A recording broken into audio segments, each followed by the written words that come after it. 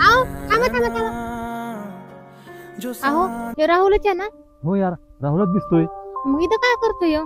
चला आपण विचारून बघू काय आहे. चला बरं. राहुल, अरे तू तर म्हणला मला काम बिम काही कर देत नाही, आणि मग हे काय आहे? जिम्मेदारी सगळी करावं लागते यार. अशी कोणती जिम्मेदारी आहे?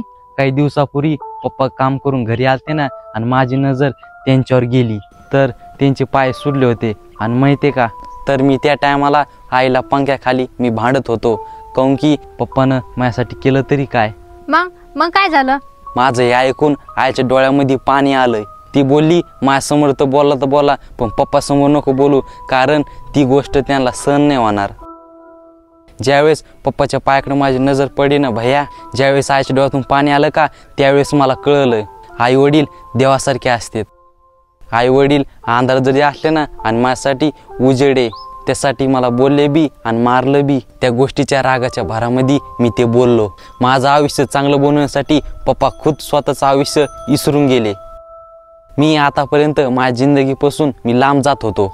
मी गलत असून बी मी मलाच खरं मानत होतो. बस आता झालं. मी आता मेहनत करून माझ्या आई वडिलाला आयुष्यभर सुखी ठेवीन.